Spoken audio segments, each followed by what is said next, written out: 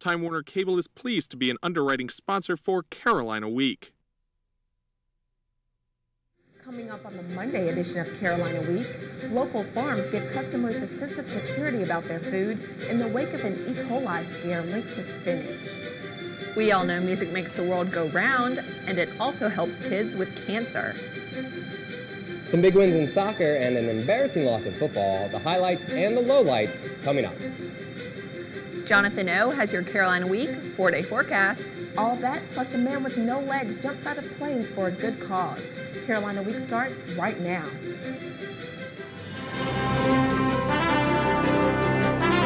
From the School of Journalism and Mass Communication at the University of North Carolina at Chapel Hill, this is Carolina Week.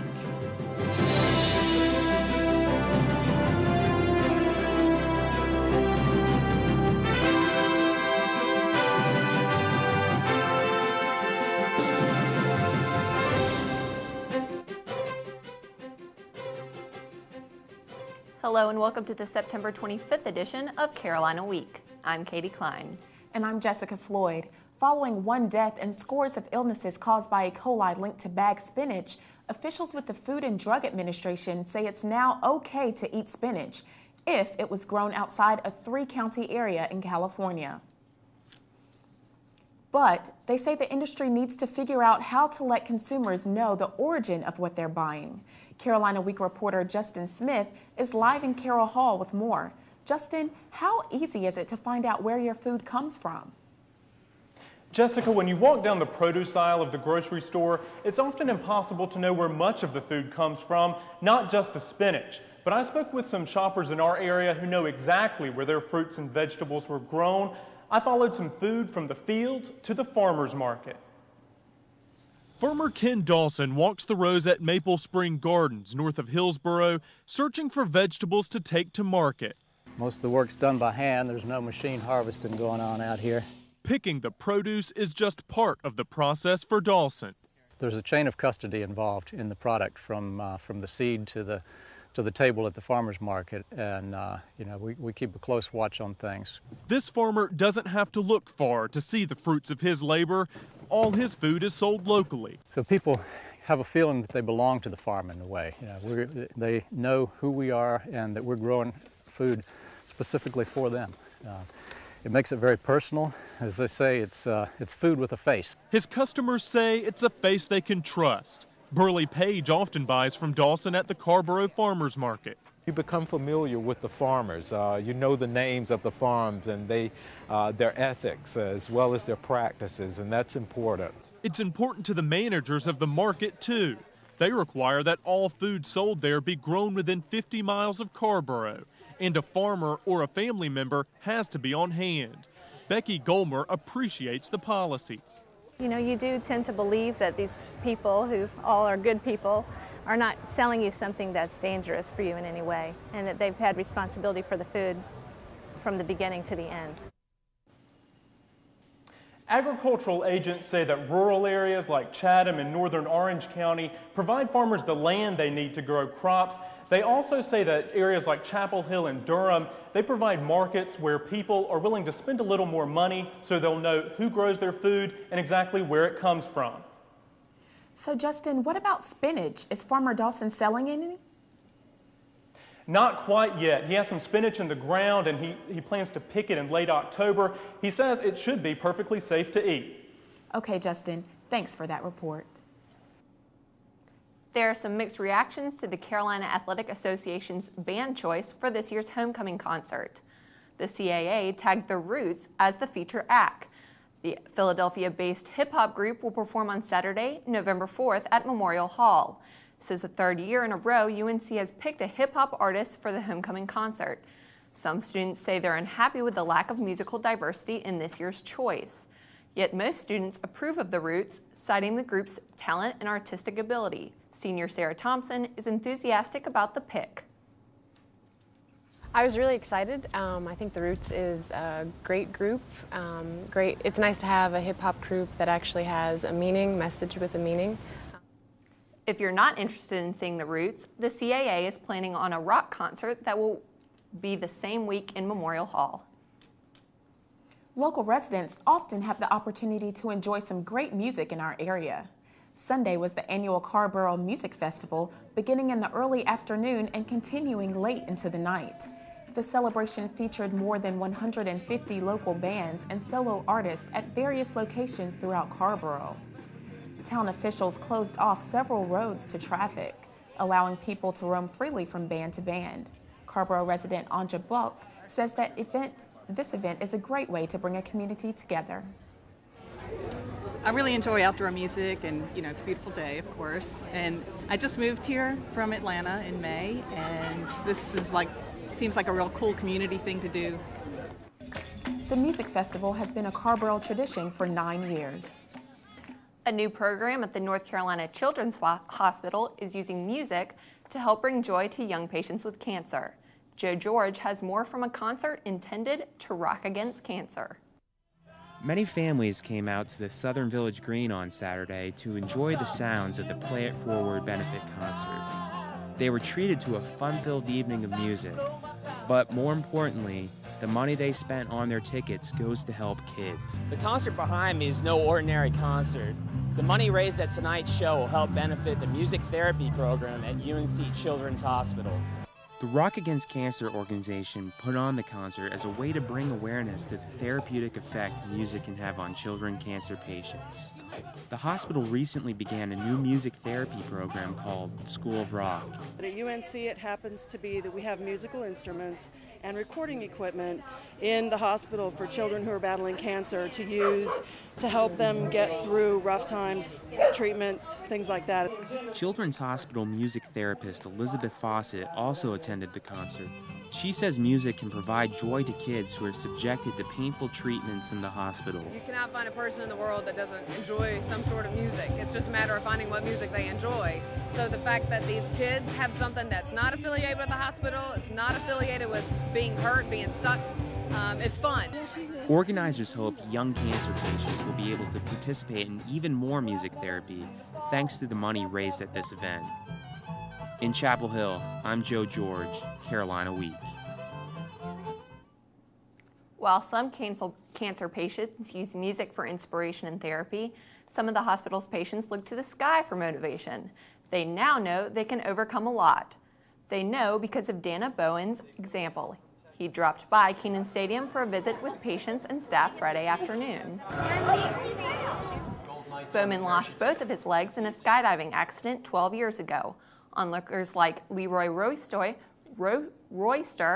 cheered from the stands during Bowman's descent. Royster broke both of his legs in a car accident earlier this month, and he and other rehab patients gathered for a meet and greet during Bowman's landing in the stadium. Bowman urged others to use their disabilities to focus on self-empowerment. I never thought I would be where I'm at today, especially after a tragedy, the loss of my best friend, my teammate, and then on to be able to still be a demonstrator after 12 years later and still landing on target. Bowman appreciates that others see him as a role model, and he loves the chance to motivate. So Katie, when you read, does it hurt? Sometimes it hurts my eyes, maybe get a headache, but not too bad. When we come back, we'll take a look at the growing concern about the physical problems caused by books.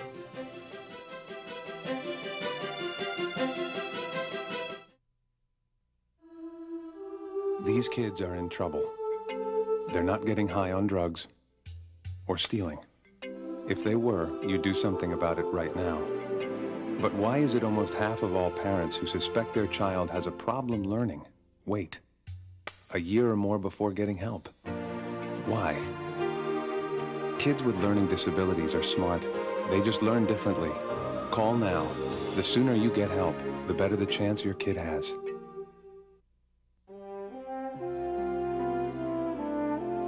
Throughout my career as a coach, I've lived by the simple axiom that behind every individual success story is a team. The success of Durham Public Schools does not depend on one of us, but all of us.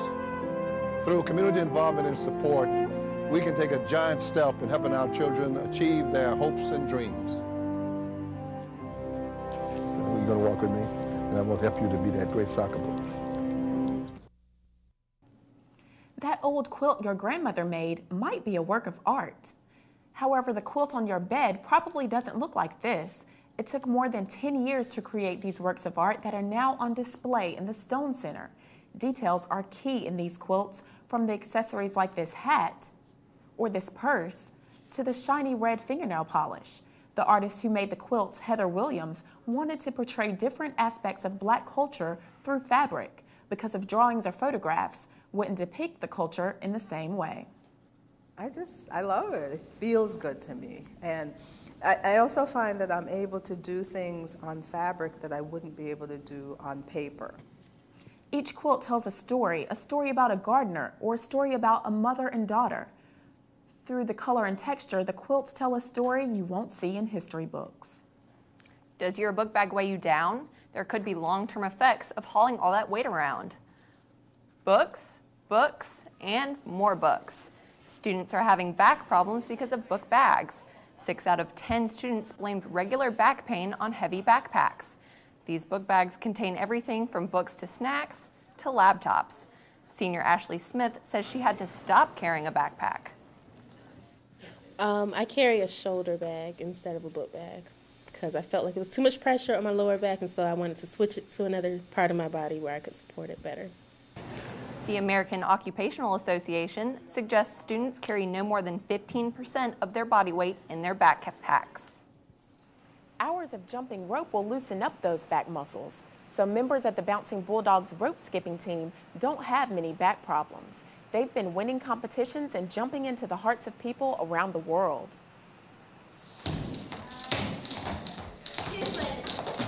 Rope skipping, better known as jump roping, is a sport that the Bouncing Bulldogs team has perfected by knowing how to do one thing. Pour on the passion. Ray Frederick has coached the team since it began 21 years ago, and he says the rewards are endless. If you hear the sounds of the ropes right now and you hear the feet hitting the floor, that's very special to me.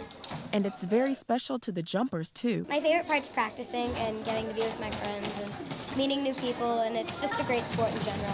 For some jumpers, the rope is longer than they are tall, but as long as they have their shoelaces tied tight and their game faces on, they're ready to conquer the most difficult maneuvers.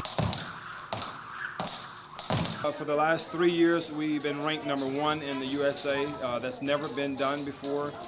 This year, we're training to win our 4th national championship in a row. Timothy Martin is the #1 jumper in the world, and you can see why.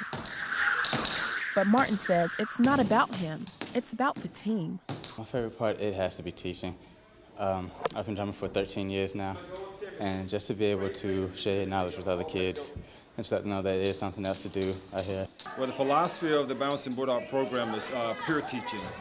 We believe in teaching the jumpers to be teachers first and jumpers second, because down the road that will develop leadership skills, which will carry over into the classroom and life. Erica Zen, the #1 13-year-old jumper in the world, echoes her coach. I know teaching is important because there were older kids there when I was younger to teach me, and I know it's important to come back and teach the younger kids so the program can grow. Well, I share with the kids, it all starts when you get out of bed in the morning. And I hope everyone made your bed up this morning when you stepped out of the bed. You made it up.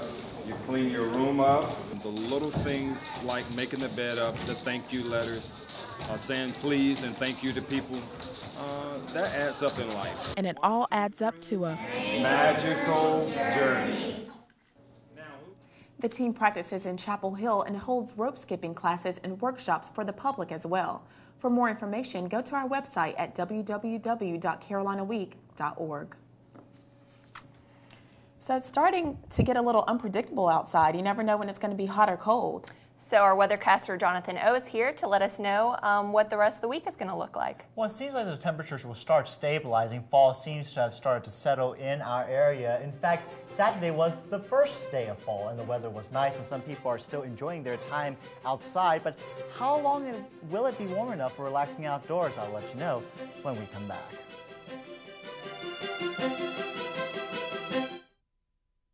Recycling a glass bottle saves enough energy to run the TV you're watching for 1 full hour. Recycle. It's the everyday way to save the world. Making a can from recycled aluminum instead of from raw materials reduces air pollution by 95%. Recycle. It's the everyday way to save the world. Recycling all our Sunday papers would save over 500,000 trees a week. Recycle. It's the everyday way to save the world. Let your knowledge grow at the North Carolina Botanical Garden. Through public service, research, conservation, and education. The garden brings North Carolina's rich natural heritage to you. It's a beautiful way to learn.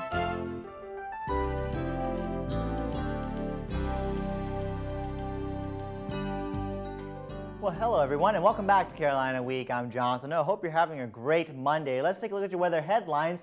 Earlier, Jessica and Katie mentioned about the unpredictable temperatures, but it seems like the fall temperatures will now slowly be coming in, and it will be more comfortable at this time during the rest of the week. In fact, the nice conditions will continue on throughout the week. Sunny skies for most of the week. Clouds will be passing through once in a while, and then there's going to be a slight chance of rain probably by the end of the week. Taking a look at this particular view of the weekend storms radar and satellite map, I brought this up for a reason because we did see some of these storms toward the Midwest, and it brought quite a bit of severe storms throughout the area, tornadoes and severe thunderstorms. But by the time it started pushing toward our area, things started to calm down. We just saw a little bit of rain. And now on our national view at this time, some rain and sprinkles toward the coastal areas, and that's pushing toward the east. Behind it, you notice all these clear conditions, including conditions out over into the Rocky Mountains. It seems like the entire United States is looking at some really beautiful conditions. That's because of these two high-pressure systems just controlling that entire area. And again, there's that cold front that's bringing us cooler temperatures and is pushed off the coast. And the story doesn't really change for the rest of the week. This is for 24 hours from now. Again, high pressure continuing to dominate our weather. 48 hours into our forecast. Again, just clear skies. We're seeing some rain up toward the Ohio River Valley and toward the Midwest. But again, our area seems to be really, really clean and very nice. Just in case if you wanted something to go to, there's going to be the Society of Physics Ultimate Frisbee game. And we're going to expect a slight chance of rain, but who said you can't play Ultimate Frisbee when it's raining outside? Temperatures will be in the lower 70s at that time, and here's a picture of the intramural fields. And so, if you get a chance to go out there, should be very nice. For tonight, some clouds, a pleasant night, a low of 53 degrees, and then for tomorrow, partly cloudy skies, a great day, a high of 75 degrees under very nice conditions. And for your 4-day forecast, if you enjoy shorts on the 70-degree temperature area, then shorts will be what you should have and in store for this week. Partly cloudy skies, a slight chance of rain on Friday, and then lows will be in the 50s. And so, if you're headed out for any type of walk, or jog during the week, shorts, t-shirts should be great and in store for the rest of your week. Looks good. Thanks, Jonathan. Sportscaster Brandon Curry is here to tell us how the sports look this week. Tough football game. We'll get to that. Coming up in sports, bad doesn't even begin to describe Carolina's performance on the gridiron on Saturday. The Heels are in real danger of a losing season if things don't change dramatically and soon.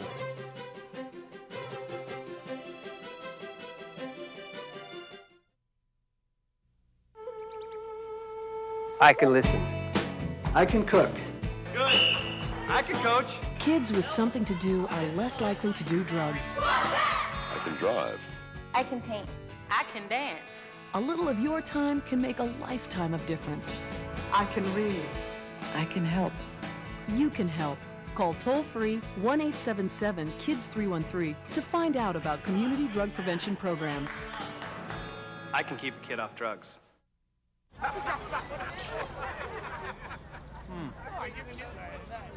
Two kings, two jacks. Nice hand. 220. We've got a polyp at City Park.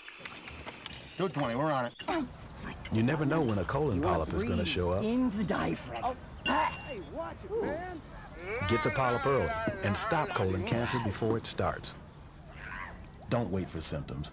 Get the test. Get the polyp You hate me because I'm a player. Get the cure.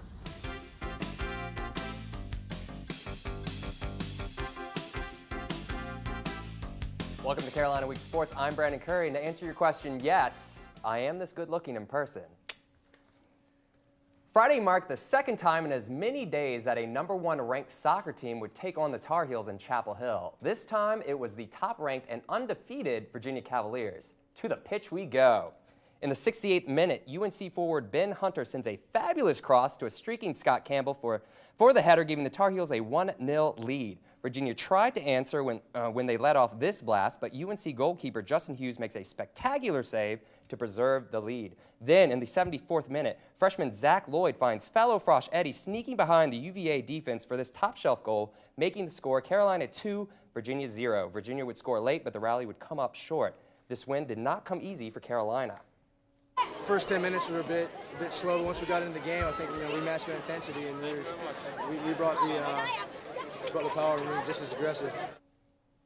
The women's soccer team wasn't about to be outdone, hosting #1 ranked Florida State on Thursday. First half, Sterling Smith with the shot just wide right, but the Heels would have more chances later on. There's the shot. Wait, here she comes with the cannon just wide right. A few minutes later, Heather O'Reilly from almost 30 yards out, off the top crossbar and in. That's her 50th of her career. We go to the beginning of the second half. UNC clinging to a 1-goal lead. Nikki Washington streaking down the sideline, catching up to it with the cannon just off the crossbar and out of bounds. 7 minutes left in the game. Scores tied. And guess who? O'Reilly again past 3 defenders. Goalie watches it sail right by while the Tar Heel faithful cheer. Heels top the Seminoles 2-1. Proud of that because as a forward, that's the kind of shot that you work on a lot, all repetitions in practice. So to see it pay off on the field was really rewarding. The Hurricanes struck first against the Heels, taking advantage of a defensive slip to roll in the first goal of the game. It wasn't even that good of a shot. Hurricanes in the lead early. Fast forward, game tied at 1 as Jamie Gilbert comes in for the Heels. She'll make an impact fast with this blast from outside to put UNC up by 1. Second half coming at you. Who's ready for a goal montage? Olympian Heather O'Reilly from the outside, and boom goes the dynamite. Next up, Whitney on the breakaway. Puts the bread in the basket. Coach Durant says, keep the pain coming. Toby Heath from the left side, insert cliche here. Heels score again. Okay, this is ridiculous. Final minutes of the game from the corner kick. Katie Brooks waiting in front of the goal for the header. Now that's using your head. Heels win 6-1.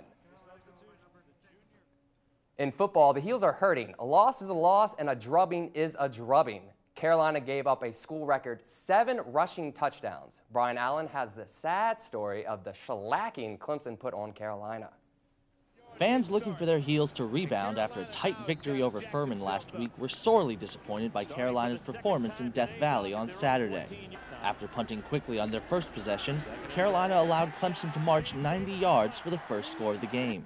By the end of the first half, the score was 35-0. Davis breaking tackles into the end zone for the Tigers. Cam Sexton followed up his strong performance last week with a poor one this week, throwing for just 96 yards and leading an offense that was just as inefficient, managing only 3 first downs in the first half. Once again, the defense led up over 500 yards of offense as the Tigers ran through the ball at will. With a defense that couldn't stop Clemson from moving the ball and an offense that couldn't stay on the field long enough to give the defense a break, the Tigers ran up 52 points on a Tar Heel team seemingly in a tailspin. It wasn't until midway through the fourth quarter that Carolina finally got on the scoreboard off a 4-yard QB keeper. But even that play was a close one. From Chapel Hill, I'm Brian Allen, Carolina Week Sports. Carolina has a week to rest and recover with a bye before they travel to Miami on October 7th. Coach Bunting has proven himself to be a master of utilizing the bye week, upsetting Virginia last year and Miami the year before. The year-long competition, the Carlisle Cup, began on Saturday as the field hockey team battled Duke in enemy territory. Some great saves by both sides kept the score close, and after a long struggle to make a goal, senior Karen Mann scored to tie the game at 1 with only 5 minutes remaining. This was definitely cause for celebration for the Heels, but the game was far from over. The Blue Devils fought hard to bring down the Heels 2-1 in overtime. The support from the fans stayed strong even after this loss. Brooke Miller explains why this game was such a big deal. And we had a really focused week of training, but I think our mentality is a little different when we're going against our biggest rival. It means a little bit more.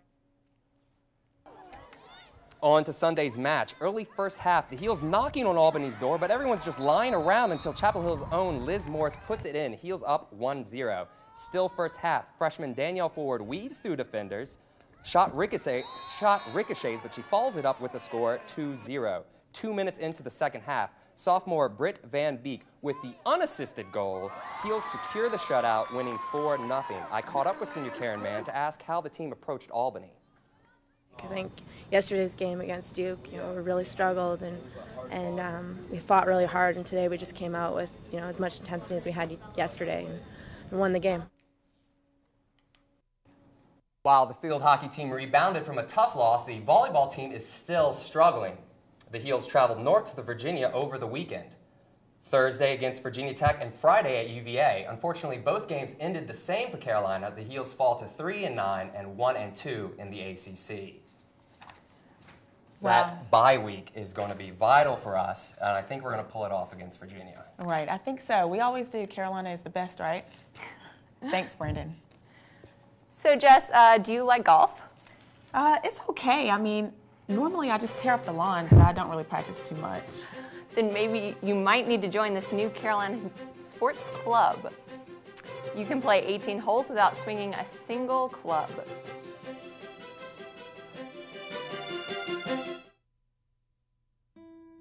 The Ronald McDonald House is a nonprofit organization that provides a home away from home for families of children being treated at UNC hospitals.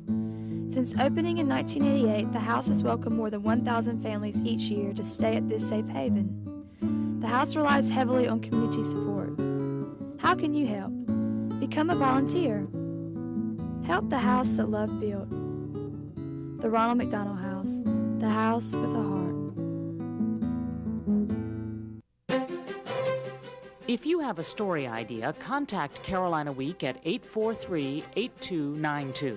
You can also visit us online at carolinaweek.org. If you have questions about this program, write Carolina Week at Campus Box 3365, UNCCH, Chapel Hill, North Carolina, 27599. Some people say they don't play golf because there's too much walking and not enough exercise. Claire Stackhouse shows us that isn't the case with a sport that combines the strategy of golf with fast-moving action. This is Garrett Davis, and no, he's not playing Frisbee. Garrett is playing disc golf, a sport that's been around since the 70s, but has recently gained popularity here on campus. Coming to Chapel Hill last year, I started picking up the game a little bit, and then I just discovered this course, which is a major asset for the university. The president of Carolina's Disc Golf Club, Andrew George, says once a secret, UNC's Disc Golf Club now boasts more than 50 members. The secret's out. People are learning about how cool this course is. So, what's so great about disc golf? I really enjoy the control aspect of the sport, just like, probably just like regular golf. The sport is very similar to golf. There are long-range shots and there are putts. The only difference is you use disc instead of clubs. UNC Director of Campus Recreation, Marty Pomerantz, says there's another major difference. It's really good exercise. You never take a cart. You always walk the course. Garrett agrees. I also enjoy the exercising, too. Come out, walk around. Sometimes you can run in between holes. And both say it's not a sport you have to be able to pick up right away in order to have fun. It can be a lot of fun no matter what level you're at. It's good for me. This game doesn't require a lot of skill. But some do have more skill than others. Disc Club member Matt Smith just placed 11th in the World Disc Golf Tournament. It will take me a while to get that good. In Chapel Hill, I'm Claire Stackhouse, Carolina Week. That does it for this edition of Carolina Week. Thanks for watching. Good night.